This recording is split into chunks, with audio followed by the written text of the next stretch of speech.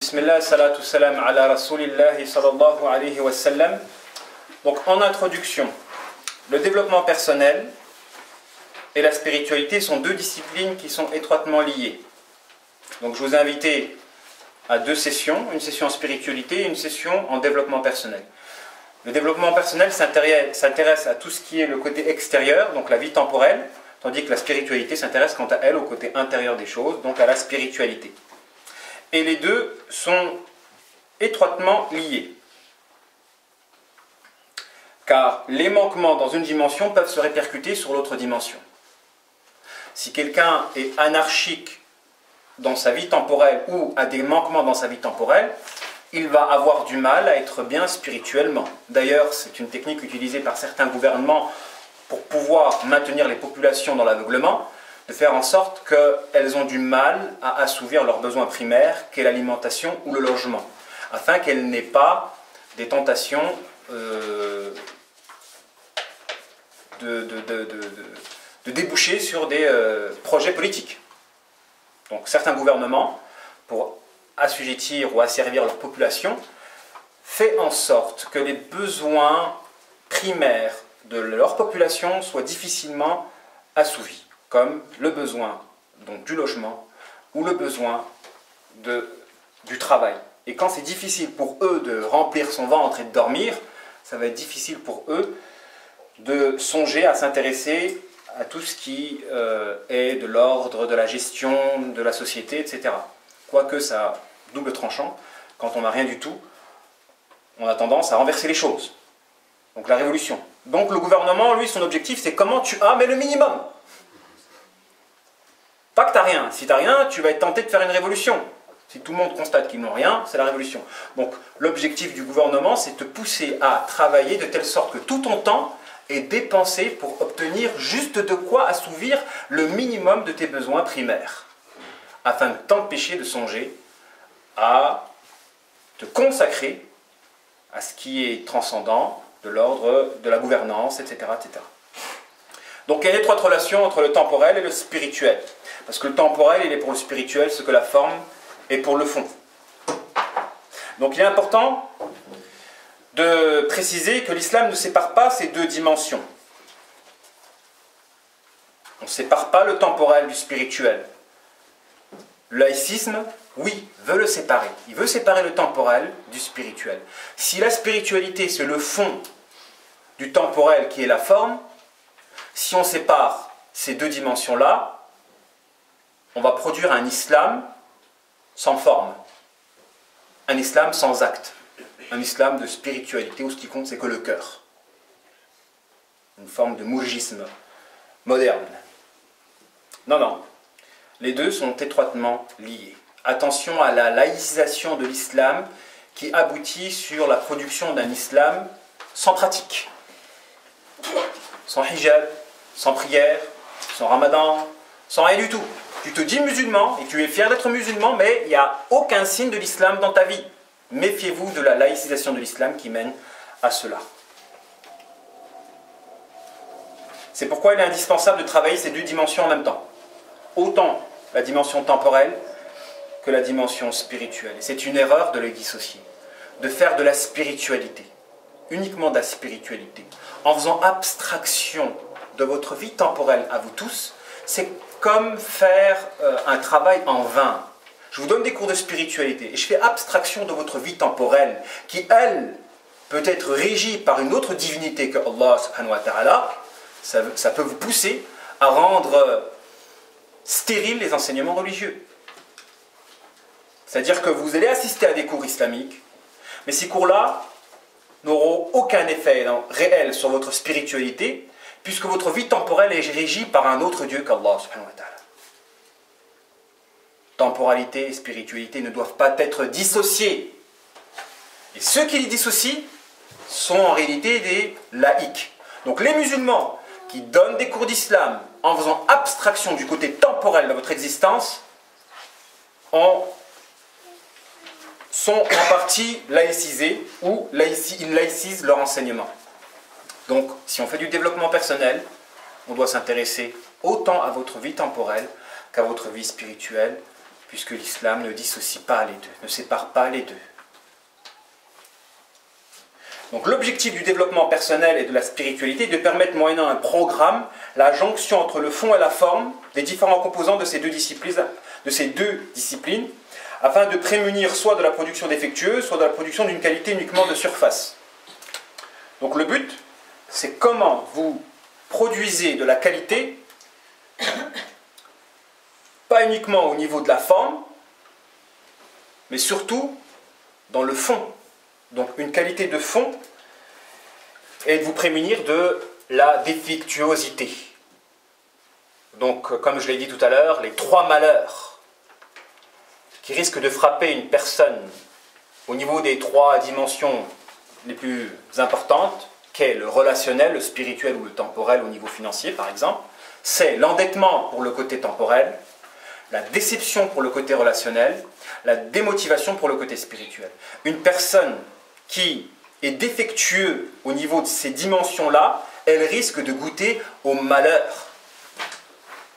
Et le malheur, quand on est défectueux au niveau relationnel, qu'on n'est pas vigilant et qu'on ne tisse pas des liens solides et de qualité, un lien de qualité, la qualité on définit par quelque chose de intense et qui dure. Quelque chose de qualité, c'est quelque chose de intense et qui dure. Comment on définit une voiture de qualité? C'est quelque chose de puissant et qui dure longtemps.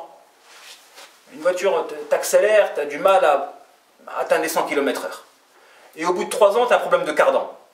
Ce n'est pas une voiture de qualité. Vous avez des voitures, 20 ans, vous n'allez jamais voir le garage. Une voiture de qualité, on l'a définie à 2 dimensions. La puissance et l'endurance. Quand c'est puissant, et ça dure longtemps. Donc les Allemandes sont de loin d'une qualité supérieure aux autres voitures, puisqu'elles sont puissantes et qu'elles durent longtemps. Ah ben, si on applique la définition de la qualité à l'endroit des relations, une relation de qualité, c'est une relation intense en émotion, mais qui dure longtemps. Attention aux relations qui peuvent être intenses et qui disparaissent juste après. Ça, l'intensité émotionnelle était un leurre, une illusion par laquelle on vous ensorcelle. Quand c'est intense et ça ne dure pas longtemps, méfiez-vous des gens qui vous disent « je t'aime » et le jour d'après, ils vous oublient. Waouh, choquant. Quand c'est intense et ça disparaît aussi rapidement que l'arrivée de cette intensité amoureuse, dites-vous bien que vous avez affaire à une personne dont l'émotion n'est pas intrinsèque, est une émotion subie par un démon qui peut pousser à des amours passionnels et donc qui peuvent apparaître et disparaître afin de vous détruire. Donc l'amour intense qui apparaît rapidement et qui disparaît rapidement, en réalité, c'est un appât pour vous coincer. Un sentiment de qualité est un sentiment qui dure et c'est aussi un sentiment qui est intense. Donc les 3 malheurs au niveau des principales dimensions qui composent notre personne, au niveau relationnel, c'est la déception de nouer des relations qui ne durent pas et qui usent et consument au lieu de vous développer, de vous régénérer, de vous renforcer.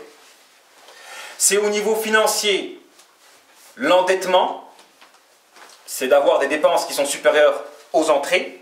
Au niveau spirituel, c'est la démotivation, c'est le fait de ne pas être stable dans sa pratique religieuse jusqu'à progresser de manière exponentielle, mais c'est de temps en temps commettre des péchés jusqu'à s'engouffrer, couler et avoir la flemme de pratiquer tout simplement.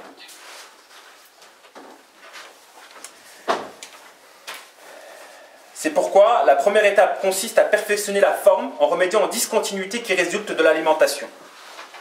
La première étape du développement personnel, c'est de soigner la forme, avant tout. En remédiant à la discontinuité, donc à la difformité qui résulte de l'alimentation de ces dimensions-là. Pour ce qui concerne le corps, c'est la nutrition. Une mauvaise alimentation va déformer votre morphologie. Votre morphologie parfaite. Vous risquez de prendre du poids, être en surpoids, ou être trop maigre, ou etc. Vous avez une morphologie, et il faut veiller à ce que votre morphologie-là soit la plus parfaite possible, qu'il y ait une bonne proportion entre votre taille et votre poids. Ça fait partie du développement personnel. Hein, qui aurait pu croire qu'on allait faire des cours de nutrition? Apprendre à bien manger. Le travail pour ce qui concerne les biens, la science et les adorations pour ce qui concerne le cœur, et enfin la réunion, la connexion pour ce qui concerne les relations. Hein, je le signale, comme on l'a dit tout à l'heure, que celui qui est épanoui, donc qui n'a pas besoin de développement personnel, donc sera épargné par les malheurs des différentes dimensions, ces malheurs-là qui sont provoqués par des addictions. Donc l'addiction au niveau relationnel, par exemple un pervers narcissique qui nous empêche d'avancer dans la vie.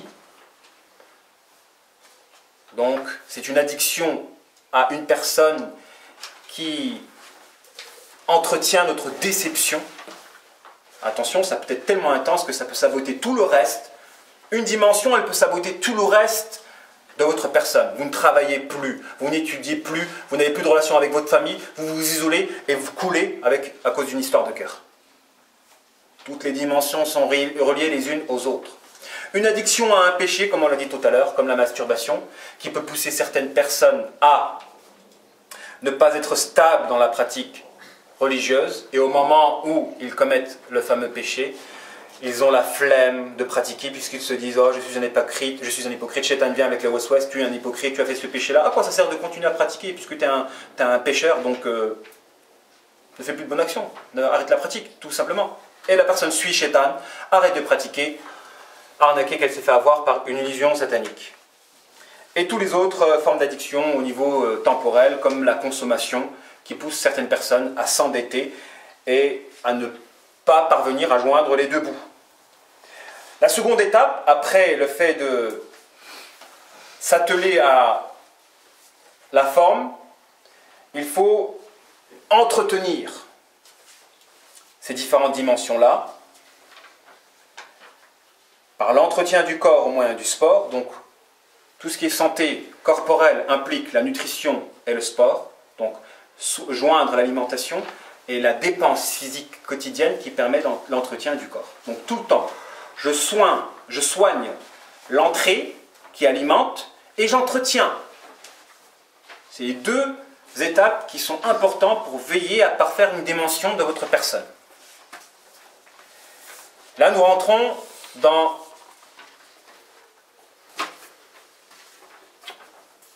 le premier exercice. Donc, ce sont des exercices. Vous allez avoir des exercices.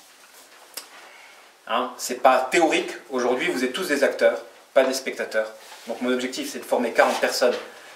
Et parmi ces 40 personnes, j'espère choisir 5 personnes ou 10 personnes, en tout cas, tous ceux qui ont les aptitudes pour faire du développement collectif. Là, c'est le développement individuel, on s'intéresse qu'à votre personne. Mais si je vois parmi vous qu'il y a des gens qui sont capables non seulement de s'intéresser à leur propre personne, mais de veiller à s'intéresser à d'autres personnes, parce qu'ils sont disposés à le faire, alors ils seront sélectionnés pour une formation en développement collectif. Donc au leadership. Savoir s'occuper d'autres personnes, d'être un coach, tout simplement. Si vous êtes disposé à cela, et que je le verrai, je vous sélectionnerai, et vous subirez une autre formation.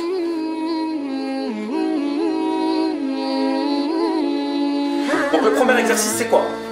Le premier exercice consiste à évaluer les différents domaines où l'on va aspirer à générer du développement. Vous devez voir ce qui dans votre vie ne va pas. Donc c'est l'évaluation. Vous devez voir ce qui dans votre vie ne va pas. Je ne sais pas si ça se dit, ce qui dans votre vie ne va pas. Ça se dit ou pas? Ce qui ne va pas dans votre vie. Donc vous allez essayer de voir ce qui ne va pas dans votre vie. C'est pourquoi il est important de connaître ce à quoi s'intéresse le développement personnel et la spiritualité. Donc le développement personnel, il va s'intéresser à quel domaine, et la spiritualité va s'intéresser à quel domaine, afin que vous puissiez voir si dans ces domaines il y a un problème. Donc moi, je vous mets en quelque sorte les rails, et c'est à vous de faire glisser le train. Je vous dis quels sont les domaines où il risque d'avoir un problème dans votre vie. Le développement personnel s'intéresse à tout ce qui tourne autour de la vie mondaine, comme le corps et les biens. Donc le développement personnel, tout ce qui touche au corps, à la condition physique, et les biens. Donc les biens, c'est Ça peut être l'argent, comme ça peut être un appartement, comme ça peut être une voiture. C'est tout ce qui touche les biens matériels et le corps. Donc l'aspect temporel de l'existence. La spiritualité s'intéresse quant à elle à tout ce qui tourne autour de la vie de l'au-delà, comme le cœur et les relations. Le cœur et les relations. Ça, c'est le domaine de la spiritualité. Parce qu'une mauvaise relation peut déteindre sur votre cœur. Et les deux sont liés. Bien qu'on peut être spirituellement élevé sans avoir de quoi manger et sans avoir rien du tout. Donc être pauvre, on peut être pauvre et être bien spirituellement. Mais rares sont ceux qui peuvent maintenir leur spiritualité constante dans une vie temporelle déséquilibrée. Comment voulez-vous que le SDF arrive à produire quelque chose de qualité en tant que SDF? De ne pas avoir de domicile. S'il n'a pas de domicile, il n'a pas de repère, donc il n'est pas stable. Pour pouvoir produire quelque chose de qualité, il faut être fixé dans sa vie temporelle. C'est important. Celui qui n'est pas fixe dans sa vie temporelle, il aura du mal à produire quelque chose. C'est pour ça que le prophète alayhi salatu wassalam a dit que celui qui est en voyage, quand il voyage, il peut mettre de côté ses awrad, donc ses pratiques quotidiennes, en dehors des actes obligatoires, il peut les mettre de côté. Donc tout ce qui est tasbih, actes surrogatoires, etc., il ne les fait pas quand il est en voyage, parce que le voyage c'est très difficile. Il fait que le strict minimum, donc l'obligatoire. Donc le prophète nous a donné cette règle de conduite quand on voyage. Pourquoi? Parce que l'instabilité temporelle peut déteindre sur notre vie spirituelle à l'endroit de notre production. Est-ce qu'une personne qui bouge constamment peut bien dessiner un portrait, par exemple? Il veut dessiner un paysage, mais le dessine en tournant autour de la table. Je mets un portrait ici, et je dois dessiner un paysage, mais je le fais en tournant autour de la table. Est-ce que ce sera plus facile que celui qui ne bouge pas et qui dessine? La différence est de taille.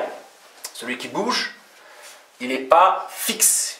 Il produit quelque chose à partir d'un référentiel qui se déplace. Donc la difficulté à produire de la précision, elle est augmentée du fait que son repère est instable, est en mouvement. De la même manière, celui qui n'a pas de logement, il aura du mal à être productif dans sa vie, même spirituelle. Donc ceux qui ont des soucis dans leur vie temporelle, il est possible qu'ils soient absorbés par leurs soucis, qui leur empêchent d'être audibles tout simplement aux paroles d'Allah subhanahu wa ta'ala. Donc il y a des gens, ils viennent à des cours et ils ont des soucis dans leur vie qui fait que vous pouvez dire tout ce que vous voulez de messages très importants, mais ça rentre par une oreille, ça sort par une autre oreille, parce que ce qui touche leur cœur, c'est leurs préoccupations, donc leurs soucis. Donc un professeur qui donne un cours et qui ne s'attarde pas à veiller à régler aux problèmes de ses élèves n'est pas un professeur authentique ou un bon éducateur. Alors chacune de ces catégories-là, donc le corps, les biens, le cœur et les relations, peut se subdiviser aussi en deux sous-catégories, en fonction de la forme et du fond. Le corps donne la corpulence et la force. Deux sous-dimensions. Le corps, la forme du corps, c'est la corpulence, et la force, parce que vous pouvez être très fort, mais pas capable de fournir un effort physique de 5 minutes. Donc vous pouvez avoir de la gonflette, des bras super gros comme ça, des pecs comme ça, mais vous êtes entraîné à faire de l'exercice virtuel, donc sur un tapis sur place là, et quand il s'agit de courir dans un bois avec des pentes comme ça, vous ne tenez pas 5 minutes.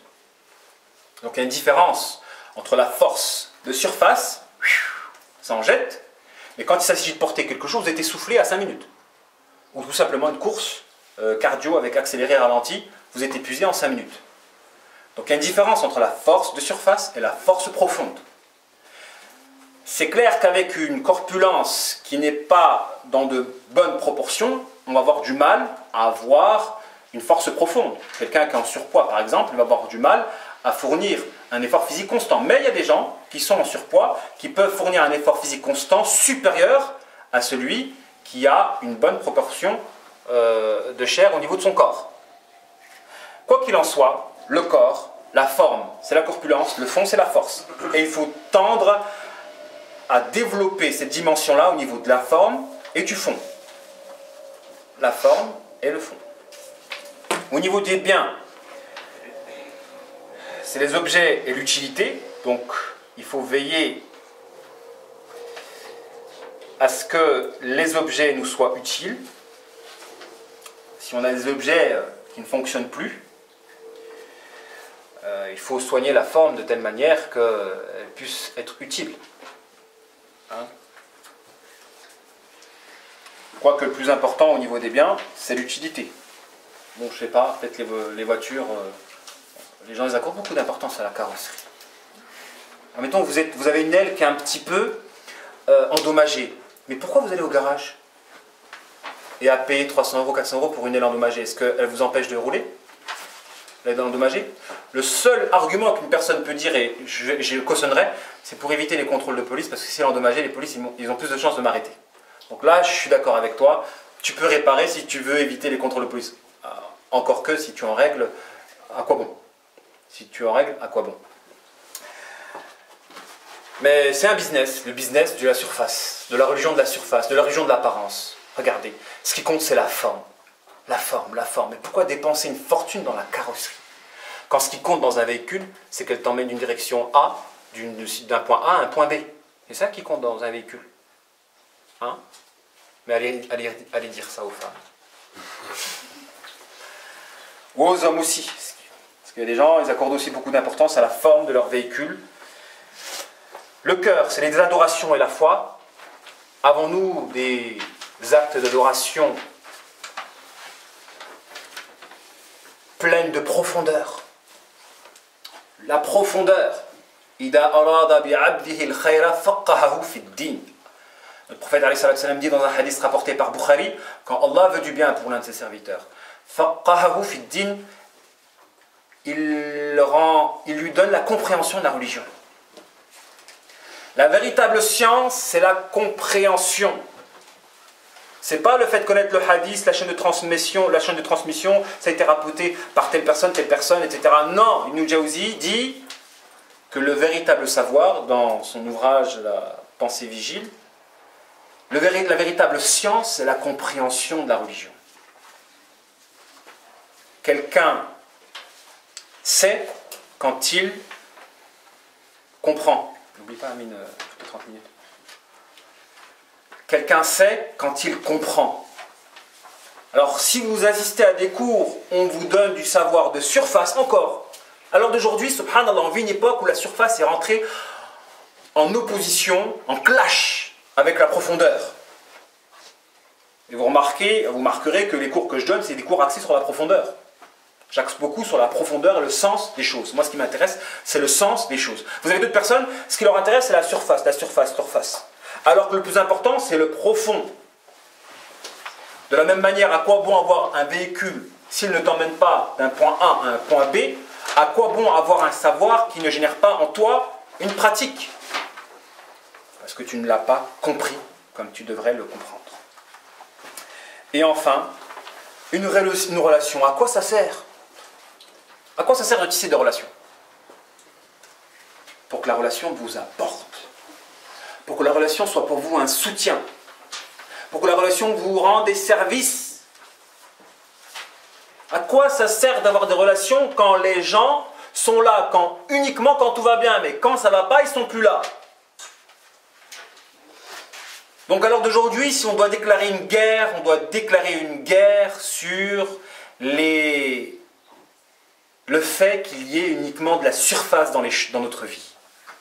Que les choses se limitent à leur surface et qu'il n'y ait rien de profond dans les différentes dimensions qui composent notre existence, à savoir les relations, les objets qu'on peut posséder, les adorations que l'on peut accomplir et les forces que l'on peut acquérir.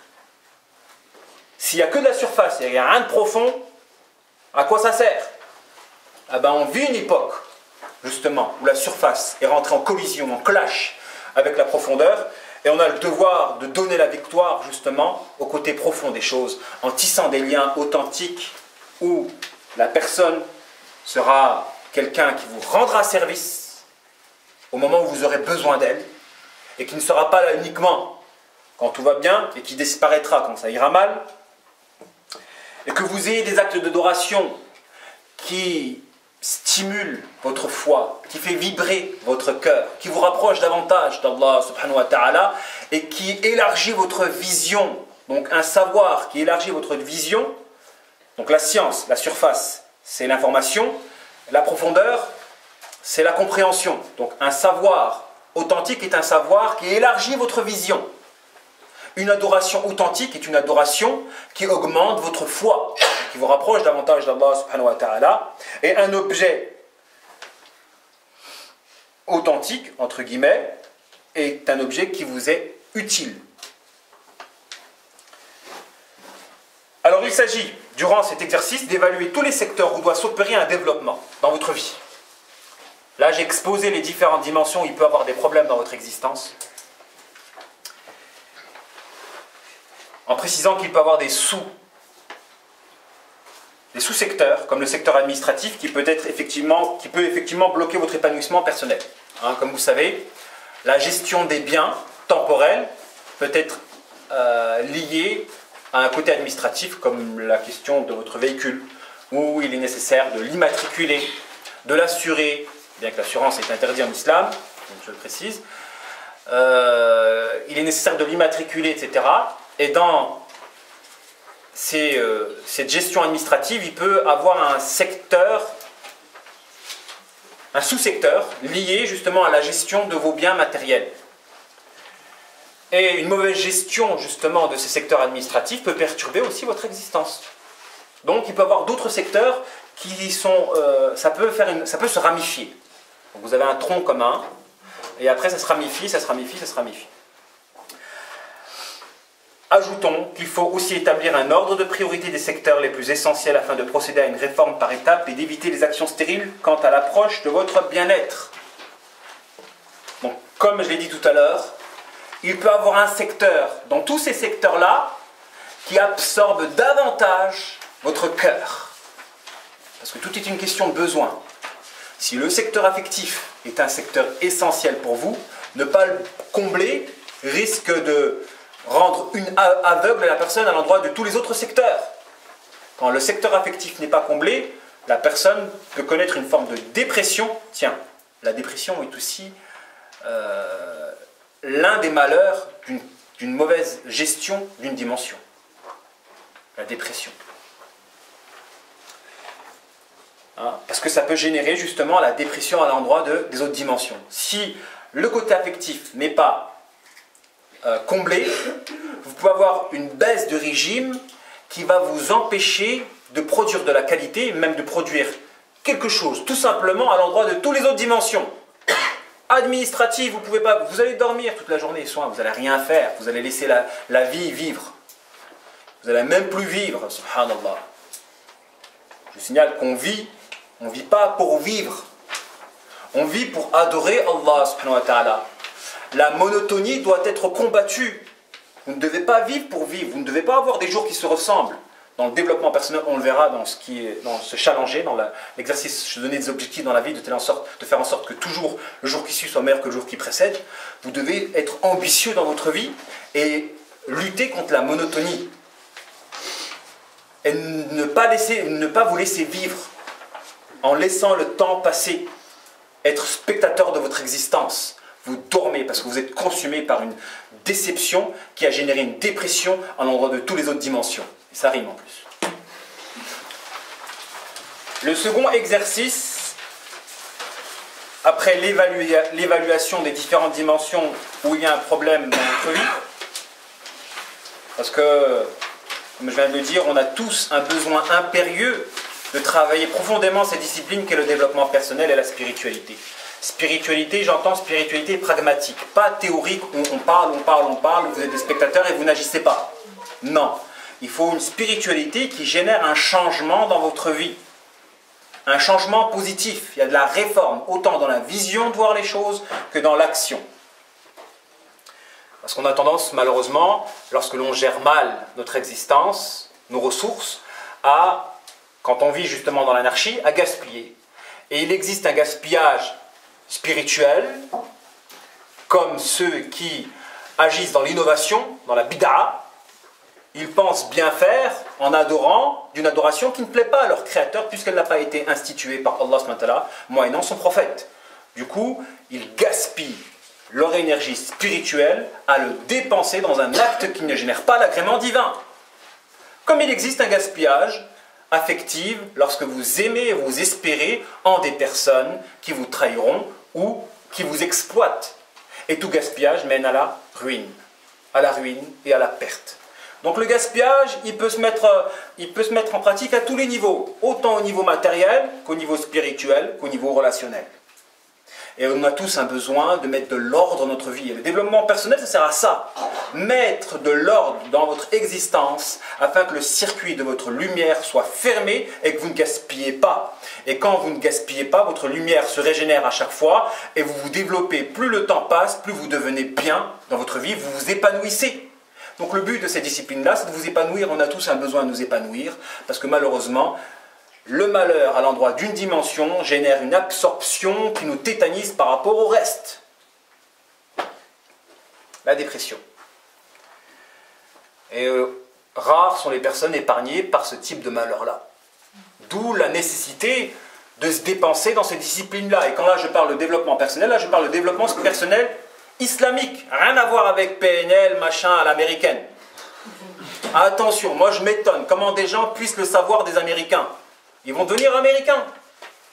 On a tout dans le Kitab et la Sunna qui peut nous prémunir d'aller voir ailleurs en termes de savoir. Le Coran et la Sunna nous suffit. Pourquoi aller voir ailleurs?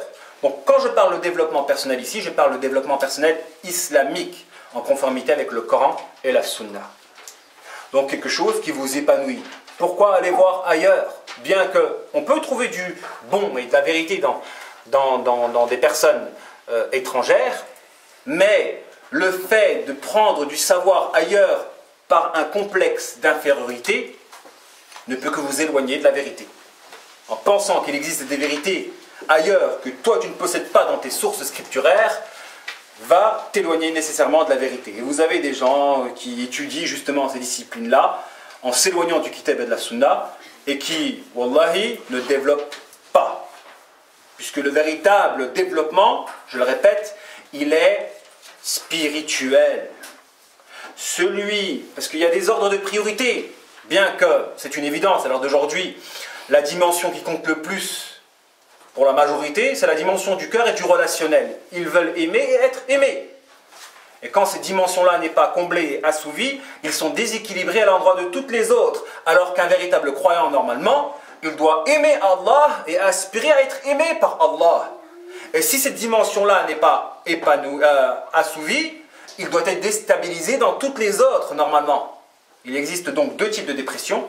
Une dépression légale, une dépression qui n'est pas légale et ignoble. La dépression noble, c'est la dépression qui découle du fait que tu as péché, que tu t'es éloigné de ton Créateur et que tu n'arrives à rien faire. Parce que tu as commis un péché. Ça, c'est une dépression qui passe. Mais la dépression qui découle du fait que tu as été déçu d'un autre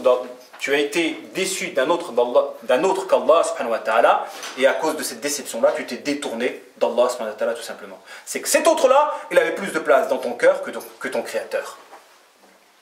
Donc malheureusement, les gens, ils ont accordé plus d'importance dans leur cœur à d'autres qu'Allah. Et cette valorisation de l'accessoire, de l'illusoire, de la créature au détriment du Créateur, a généré plein de fléaux, comme l'idéalisation du mariage. Et Allah châtie toute personne qui idéalise le mariage en les privant du mariage, tout simplement.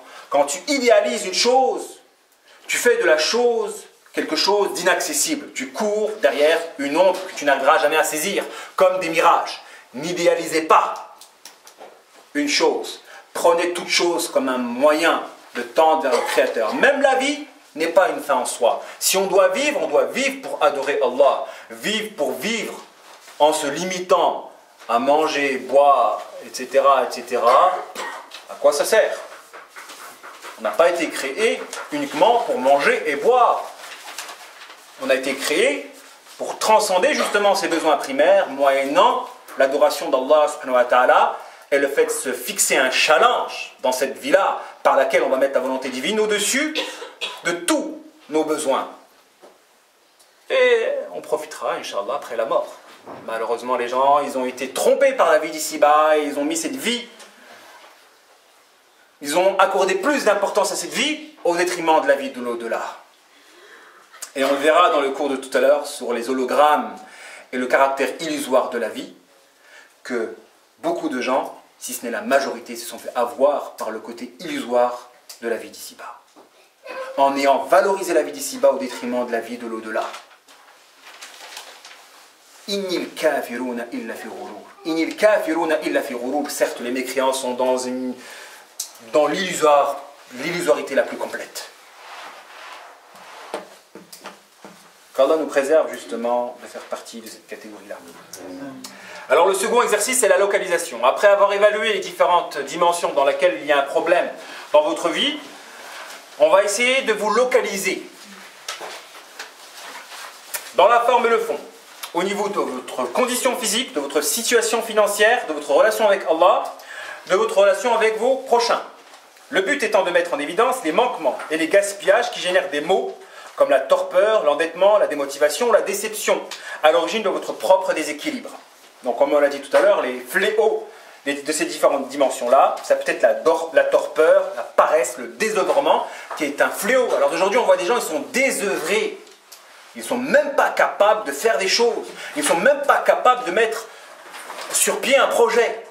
Ils sont désœuvrés. Subhanallah. C'est une laideur, ça, hein, pour l'âme, il faut savoir. C'est laid. Quelqu'un de désœuvré, c'est laid. Quelqu'un qui fait rien, qui dort toute la journée, c'est laid, spirituellement parlant. Il mérite qu'on le botte. Celui qui dort le matin. Ibn Abbas a botté son fils. Quand il dormait le matin, il lui a dit, tu dors au moment où Allah SWT, il descend le risque.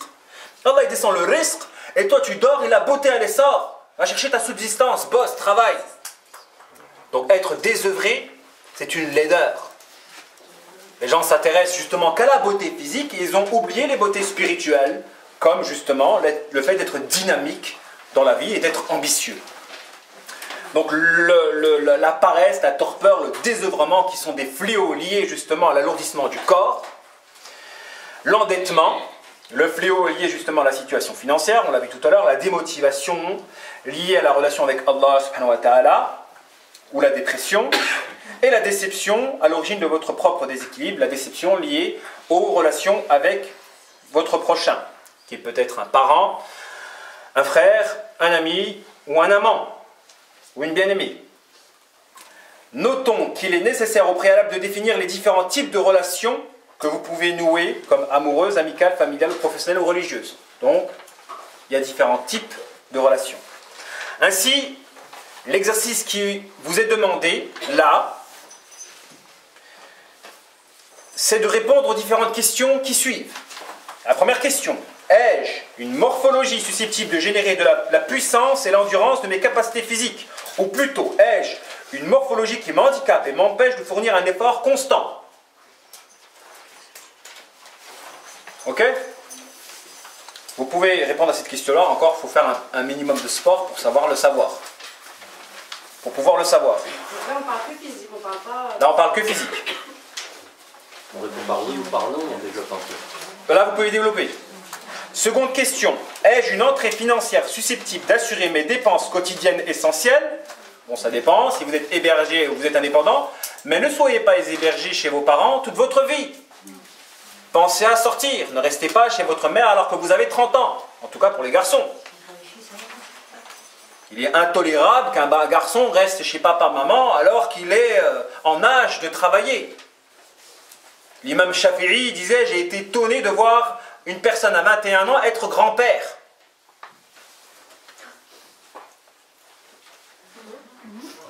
Grand-père à 21 ans, à son époque. Il a dit à Égypte, j'ai été étonné de voir une personne être grand-père à 21 ans. Il s'est marié à 11 ans, et son enfant s'est remarié à 11 ans, en enfantant aussi. Alors que nous, on reste à la maison à 40 ans et on ne s'est même pas marié. Et on attend toujours que c'est maman qui fait notre lit, qui nous apporte le petit déjeuner. Ah, mais c'est pas vrai, c'est pas marié à 11 ans. Hein? C'est pas vrai, c'est pas marié à 11 Ah ans. non, ce que je te dis, c'est vrai. Pourquoi ce serait pas vrai? À 11 ans Ah ouais? Il faut se marier, ben, l'âge de puberté, il y a des gens qui sont pubères à 8 ans, 9 ans. Bon, je parle des traditions avant, là, on est dans les modernes. Mais juste la génération de nos parents, ils se mariaient un peu tôt. À 14 ans, ils étaient mariés, hein, pour certaines autres familles. Hein. 14 ans, ils pouvaient être mariés chez nos parents. Ben, faut savoir que dans des contrées un peu loin, désertiques, en tout cas chez les Berbères, 14 ans, c'est normal. Hein.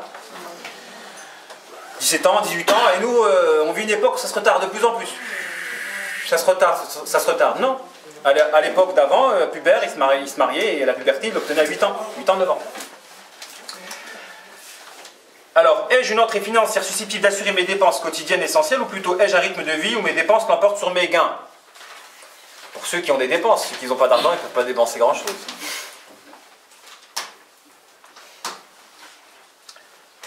C'est vrai que ceux qui vivent chez maman, papa, ils ne vont pas répondre à ces questions. Hein.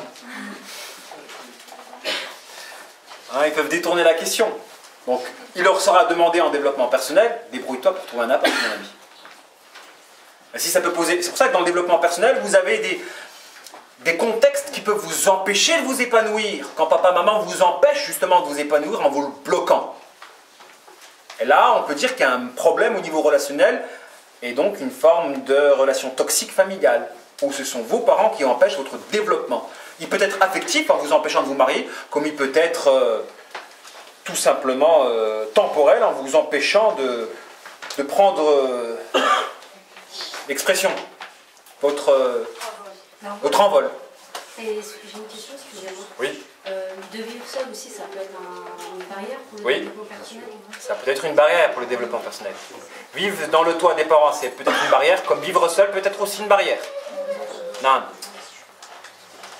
Certaines personnes, ils ont le devoir d'être accompagnés. La solitude peut renforcer leur faiblesse.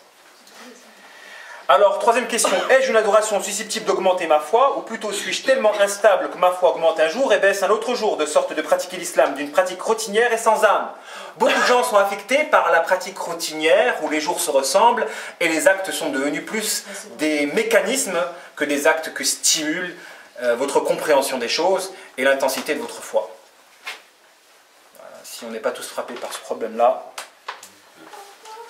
Ai-je des relations lumineuses susceptibles de générer et de renforcer ma propre luminosité, ou plutôt ai-je des relations toxiques qui m'usent et me vident et me font mal à la tête en générant des céphalées constants et déphasent mon esprit?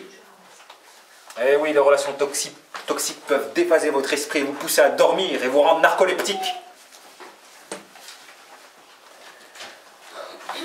Vous me répondez à ces 4 questions, Inch'Allah, et la semaine prochaine, en fonction de ce que vous aurez écrit, j'établirai pour vous des objectifs à court et à long terme. Pour pouvoir mettre du challenge dans votre vie avant la programmation, donc en actes quantifiés avec un échéancier pour l'exercice 3-4. Inch'Allah. On en restera là aujourd'hui. Répondre, donc évaluer les différentes dimensions où il y a un problème dans votre existence, mettre un ordre de priorité, parce qu'il y a des dimensions qui peuvent absorber plus votre esprit. Parlez sincèrement, ne jouez pas les gens qui marchent sur l'eau, s'il vous plaît. Seconde étape, répondez aux 4 questions afin de vous situer par rapport à ces différentes dimensions